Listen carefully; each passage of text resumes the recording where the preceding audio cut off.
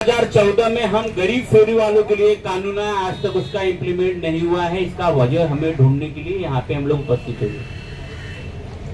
2014 और 2024 10 साल देश में हजारों कानून आए और हजारों कानून इंप्लीमेंट हो गए, लेकिन हमारा फेरी वाला क्यों इंप्लीमेंट नहीं हुआ, उसका कारण हमें आपसे पूछना पड़ेगा।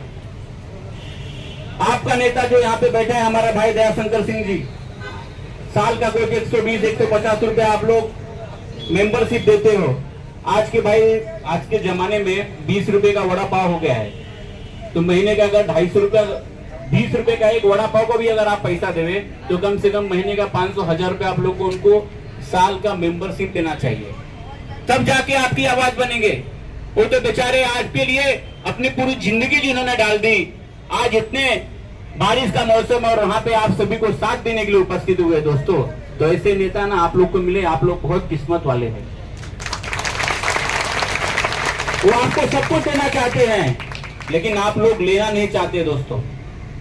मैं जय भाई आपको बताना चलूं कि मुंबई में इसके पहले भी बहुत फेरी वालों को समस्या हुई। मैंने आदरणीय जयंत पाटिल साहब के माध्यम से सीएम साहब को भी पत्र लिखा है, जयंत पाटिल साहब ने खुद अपना पत्र दिया है, और आने वाले समय में आपके साथ में, सलमा बहन के साथ में, दयाशंकर सिंह साहब के साथ में हम लोग अपने एक प्रतिनिधि मंडल आदरणीय देश के नेता शरद चंद्र जी पवार साहब के पास लेके जाएंगे दोस्तों।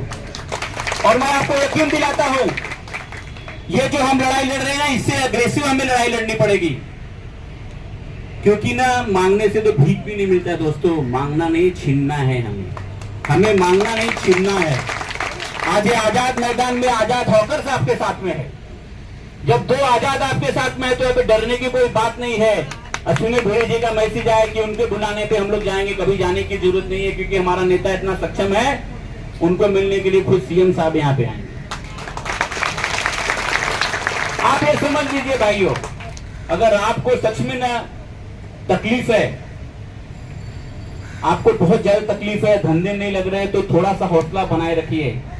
लाख दलदल ही सही, अपने पैर को जमाए रखिए, हाथ खाली ही सही, लेकिन उसको ऊपर उठाए रखिए। कौन कहता है कि छलनी में पानी रुक नहीं सकता, बर्फ तक अपना हौसला बनाए रखिए। आपको हौसला बनाने की जरूरत है दोस्तों। आपका नेता इतना सक्षम है कि इस बार की लड़ाई में 2014 का जो फेरी वाला कानून है, उसको लागू करने के सिवा मुंबई शहर में कोई फेरी का धंधा नहीं लगना चाहिए दोस्तों। क्योंकि अगर आपको अभी न्याय नहीं मिला तो यहाँ पे जो बैठे हुए भारतीय जनता पार्टी के लोग, मैं मुझे किसी पार्टी का नाम नहीं लेना है दोस्तों, लेकिन एक बात समझ लीजिए, लाडली बहन स्कीम चल रही है, दूसरे स्कीम चल रहे हैं। हम लोग फेरी वालों को धंधा करने के लिए जो गवर्नमेंट की तरफ से कानून लाया गया, वो इम्प्लीमेंट करने का स्कीम क्यों नहीं चल रहा है? हम आपसे कुछ मांग नहीं रहे कि आप मुझे कुछ दो, हम तो आपको बोलते हैं कि भाई हमसे रसीद के नाम पे पैसा लो, जो हफ्ता वसूली हमसे होती है उसकी जगह आप रसीद लो, हमको लीगलाइज तो करो। आप जब तक लीगलाइज नहीं होगे, आपको लीगल फॉर्मेट में जब तक आप नहीं आएंगे, तब तक आपको तकलीफ होती रहेगी दोस्तों।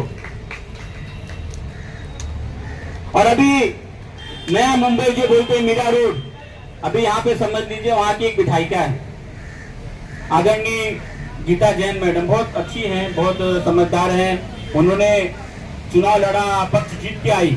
क्यों मालूम है जीत के आई? कि उन्होंने लोगों को वायदा किया था कि मैं फेरी वालों को सब कुछ दूंगी, उनको धंधा दूंगी, उनको घर दूंगी, उनको पैसा दिलाऊंगी, सब कुछ करूंगी। और आने के बाद उन्होंने क्या किया मालूम है? जैसे आप सभी को मालूम होगा, भस्मासुर, जिसने ताकत दिया ना उसको भस्म करने के लिए चले जाते हैं। तो उन्होंने सबसे पहला कोई काम किया जो देश में चल रहा है, अमीरों को साथ और गरीबों को लात, उन्होंने वही करने का काम किया दोस्तों। जो बड़े बड़े करोड़ों की दुकान लेके बैठे, उनको दुकानों को सजाने के लिए 10-10 फुट उन्होंने आगे इनलीगल बना के रखा है, उसको बचाने के लिए हमारे गरीब भाइयों फेरी वालों के ऊपर उन्होंने लाठीचार्ज करने का काम किया, लोगों में जेल में डालने का काम किया। और इस बार 2024 के लोकसभा विधानसभा के चुनाव में उनको सब हराने का काम हम लोग करने वाले दोस्तों। ये जो आपने छाता खोला, ये एक उम्मीद की छाता है दोस्तों, और यही उम्मीद आपको बरकरार रखना है कि जब तक बारिश होगी, तूफान आए, कुछ भी आए, लेकिन हमें अपनी आवाज को महाराष्ट्र शासन तक पहुंचाने का काम करना है। क्योंकि महाराष्ट्र सरकार चाहेगी आपको देना, हमारे नेता दयाशंकर सिंह के मगर चाहेंगे आपको साथ में देना, तो मुझे लगता है फेरी वाला धोरण जरूर महाराष्ट्र में लागू होने का काम करेगा दोस्तों। आज बारिश का समय है, आप लोग भूखे प्यासे आप बैठे हुए हैं, कुदरत भी आपका साथ दे रहा है और आपकी सब्र का इम्तिहान ले रहा है कि मैं बरस रहा हूँ, देखो इसमें से कितने लोग मेरी बरसात को झेल सकते हैं। और मुझे पूरा यकीन है कि